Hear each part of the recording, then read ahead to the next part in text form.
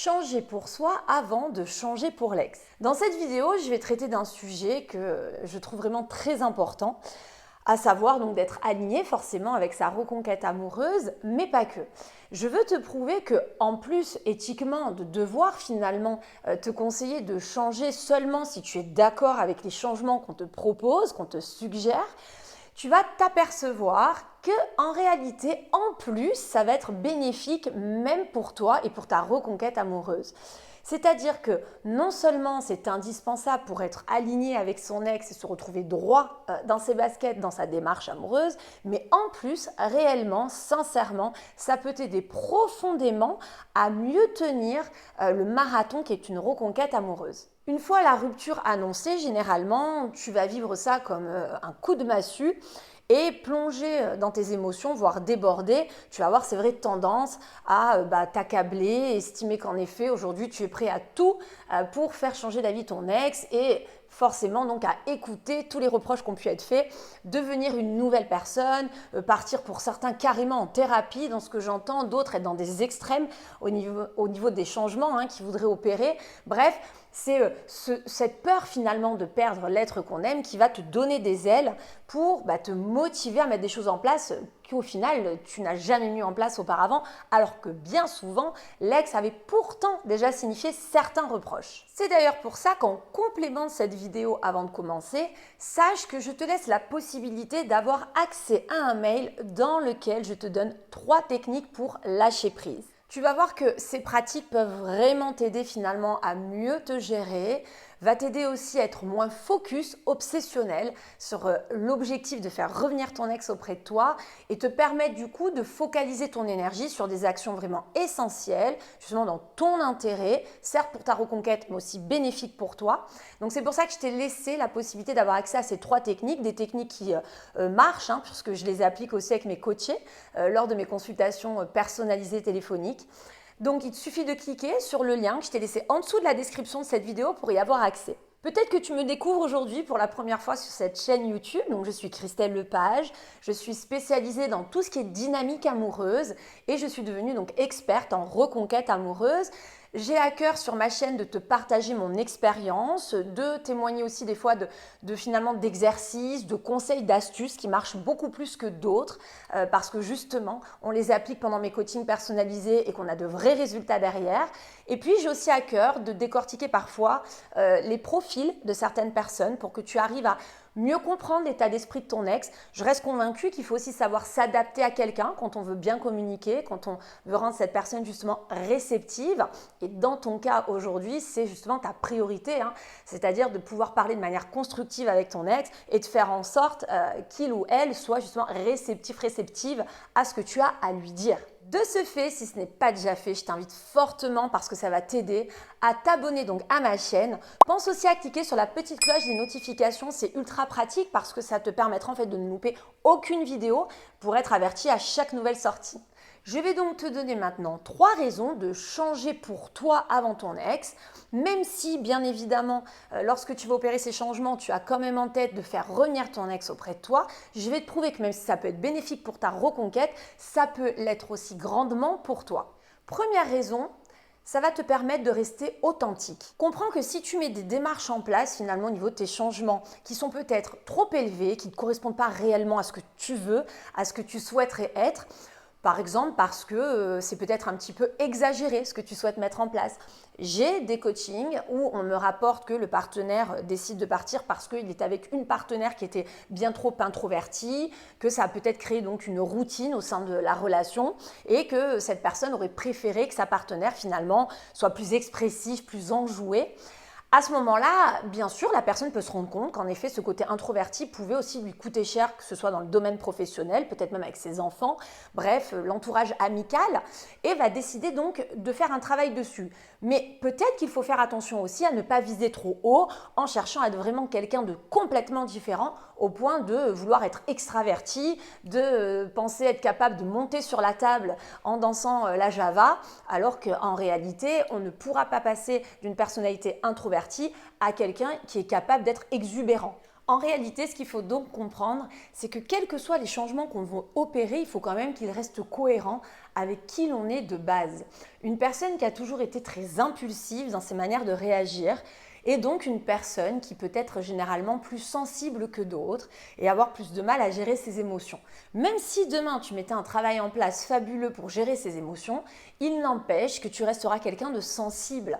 Et donc, tu peux peut-être viser d'être plus capable de parler avec un peu plus, on va dire, de retenue, sans exploser, mais ça n'empêche que tu continueras peut-être à prendre les choses plus à cœur que d'autres personnes, que tu seras peut-être plus susceptible parfois que d'autres personnes, mais en même temps, il faut aussi savoir s'accepter avec certaines de nos faiblesses. Et puis, il ne faut pas non plus oublier que ton ex, à un moment donné, si par exemple, comme l'exemple que je donnais tout à l'heure, t'as pris dans sa vie alors que tu étais quelqu'un d'introverti, c'est bien que ça lui convenait tout de même.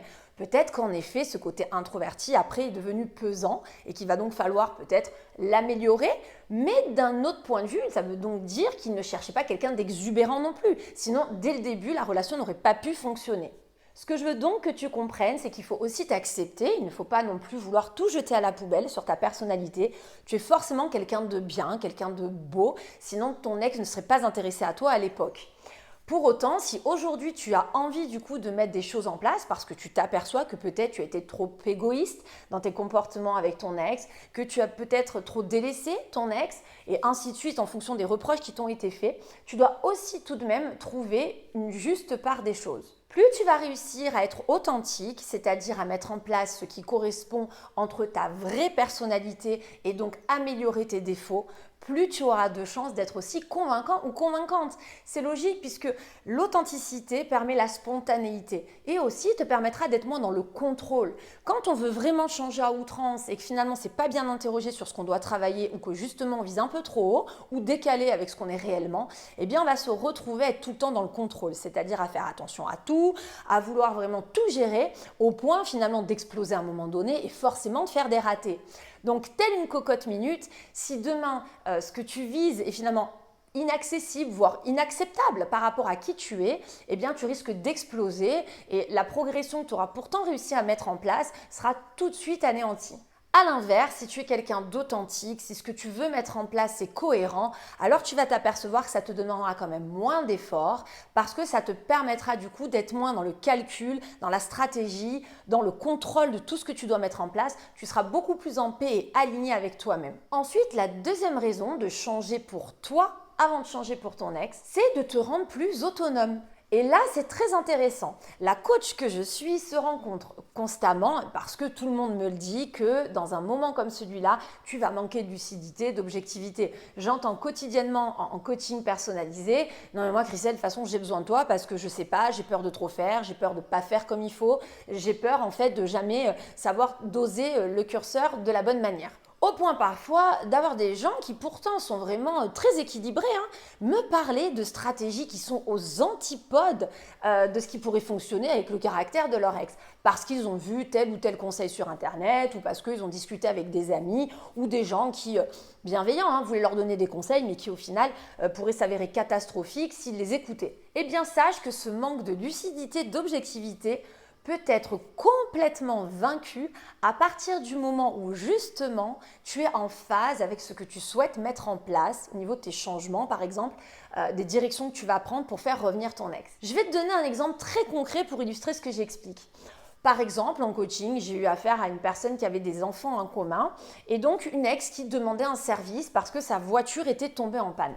Les motifs de rupture de la relation de Jean-Yves étaient qu'il avait été trop centré sur lui pendant sa relation à cause justement de son travail et donc il avait un petit peu délaissé sa vie de famille, sa femme notamment. Sa femme lui expliquera lors de la rupture qu'elle était lasse d'avoir eu à plusieurs reprises besoin de lui et qu'il n'avait pas été capable d'être présent, trop focus sur son travail. Pour revenir donc à notre coaching, nous apprenons que son ex-femme a besoin d'aide car la voiture est tombée en panne, ils ont 2 enfants et donc c'est très contraignant. Jean-Yves va réussir à complètement douter de ce qu'il va devoir faire en me disant peut-être que puisqu'on est séparés, je n'ai pas à lui rendre service, pourquoi lui dépanner ma voiture ou trouver une solution chez un mécanicien. Après tout, peut-être qu'il faut que je me fasse désirer ou qu'elle se rende compte que sans moi, elle ne peut pas s'en sortir pour avoir envie de se remettre avec moi.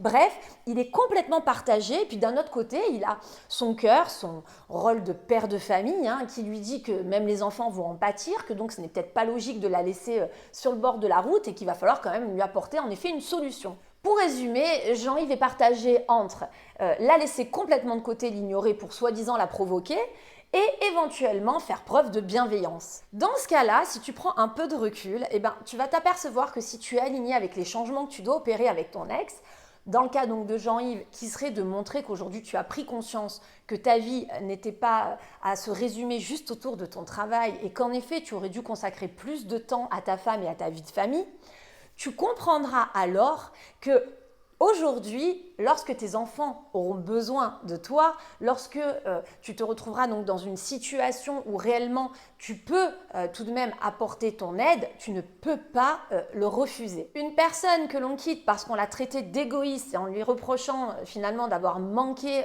d'empathie, ne pourra pas, à ce moment-là, lors de sa reconquête amoureuse, chercher à faire revenir son ex s'il garde les mêmes comportements qu'au préalable.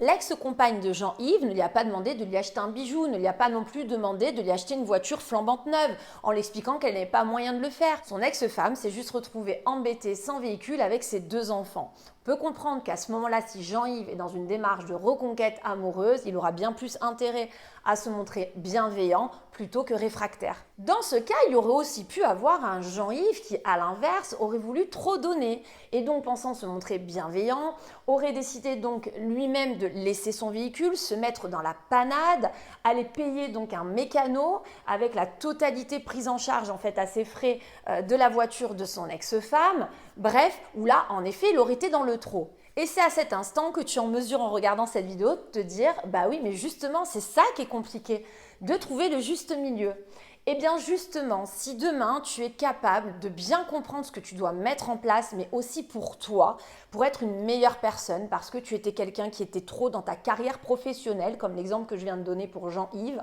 et que tu t'aperçois qu'il faut que tu sois finalement plus accessible pour les gens qui t'entourent. Ça peut même être pour tes amis, pour ta famille du côté des parents par exemple, sans parler forcément que des enfants et de la compagne. Tu vas t'apercevoir que tu vas le trouver, ce juste milieu. Parce que si tu ne fais pas tout que pour ton ex, tu n'auras pas tendance non plus à tomber dans l'extrême de vouloir lui payer le mécano, lui céder ta voiture pendant 2 mois alors que tu n'as pas d'autre solution. Tu trouveras le juste milieu. Ça peut être donc de lui trouver le mécano sans pour autant payer les réparations, lui dépanner ton véhicule entre-temps et trouver des compromis avec elle pour que chacun arrive un petit peu à se débrouiller et à trouver les meilleures solutions pour que les enfants n'en pâtissent pas trop. Et oui, parce que là encore, tu vas t'apercevoir que quand tu fais trop de changements que pour ton ex, tu vas te retrouver dans une situation à des fois même vouloir faire des choses pour acheter l'amour de ton ex, pour acheter finalement un nouveau regard venant de ton ex. Et c'est là que tu auras souvent tendance, malheureusement, à en faire trop. Si maintenant tu trouves ce juste équilibre, cet entre-deux, tu vas t'apercevoir que tu seras capable donc de te montrer bienveillant si c'est nécessaire, tout en restant également à ta place. C'est la raison pour laquelle je parle d'autonomie, en fait, au niveau de tes choix dans justement ta reconquête amoureuse. Si tes changements sont vraiment faits pour toi avant tout, alors tu sauras toujours retrouver un peu de lucidité en te posant les bonnes questions et en trouvant les bonnes réponses. Troisième raison pour laquelle il faut faire ces changements pour soi plus que pour son ex, pour retrouver également un équilibre émotionnel. Si les changements que tu opères sont faits d'abord pour toi, tu auras moins de sensibilité, moins de susceptibilité aux agissements un peu négatifs de ton ex malgré justement tous ses efforts. Tu seras peut-être moins attentif également à ses réactions. Bien sûr que si tu souhaites faire revenir ton ex, tu seras quand même à essayer d'analyser certains faits et gestes. Mais pour autant, à partir du moment où tu sens que de toute manière les efforts sont d'abord faits pour toi et que ça te fait du bien, tu vas t'apercevoir que même si ton ex n'est pas tout de suite réceptif, ce qui est très courant d'ailleurs dans les débuts malheureusement, eh bien tu auras plus de facilité par rapport à d'autres à persévérer dans ta démarche. Pourquoi ? Parce que tu n'attends pas uniquement que ton ex te réponde positivement, tu le fais également parce que cela te fait du bien, parce que cela te permet d'être en accord aussi avec toi-même et la nouvelle version que tu souhaites devenir. Là encore, je vais faire une analogie parce que j'adore ça, comme dans mes coachings personnalisés, pour que tu prennes plus conscience des choses. Si demain je décide de faire des heures supplémentaires à outrance dans ma société, Pour que mon patron finalement décide de m'augmenter à un moment donné, j'aurai beaucoup plus de mal à tenir dans la durée puisque je serai beaucoup plus dans l'attente en fait d'avoir un patron qui va répondre positivement à ma demande. Alors que si demain je fais ces heures supplémentaires en espérant toujours avoir à un moment donné une augmentation ou avoir une promotion et que en parallèle il faut l'avouer, je m'éclate en plus dans ce travail. Donc quand je fais des heures supplémentaires, c'est parce que je suis contente aussi de fournir davantage de travail et que je trouve que la qualité de mon travail se fait ressentir. Eh bien, j'aurai beaucoup plus de chances finalement de tenir dans la durée ce rythme. Tu vois là, dans cet exemple, que pour ta reconquête amoureuse, c'est pareil. Tu vas tout de même viser l'objectif que ton ex se rende compte des choses pour revenir vers toi, mais ça n'empêche que tu seras en mesure du coup d'être plus persévérant, plus persévérante, puisque c'est pas inconfortable non plus ce que tu es en train de mettre en place. Ce nouvel équilibre émotionnel va en fait te permettre d'être beaucoup plus en paix, va également te permettre du coup de retrouver une nouvelle identité et de mieux cultiver cette nouvelle personnalité en fait que tu es en train pas à pas de construire. Il faut que tu fasses de ta reconquête amoureuse, des changements que tu souhaites mettre en place, un cheminement positif et pas une lutte. Si aujourd'hui tu as la sensation quand tu parles de reconquête amoureuse que tu le vis comme un combat, alors c'est qu'il y a des choses à régler. C'est que tu vas devoir prendre du recul, de la hauteur sur ta situation et commencer à changer peut-être ton état d'esprit. D'ailleurs, je te rappelle qu'en complément de cette vidéo, volontairement, je t'ai laissé la possibilité d'avoir accès à un mail dans lequel je te donne 3 techniques pour lâcher prise. Pourquoi j'ai fait ce mail? Parce que je sais que tu en as besoin dans ce que tu es en train de traverser aujourd'hui pour t'aider justement à vraiment conserver ton énergie et la centrer sur ce qui est vraiment utile pour toi. Très simple pour y accéder, il suffit donc de cliquer en dessous de la description de cette vidéo. Si tout ce que je t'explique aujourd'hui te fait du bien, si tu ressens que tu as besoin d'autres vidéos comme celle-là, alors pense au petit like d'encouragement, mais pas que, à t'abonner aussi à la chaîne. Ça va te permettre de me voir plus souvent présenter quand tu seras sur tes fils justement YouTube d'actualité. Et en attendant, je te dis à très bientôt pour toute la suite de mes vidéos.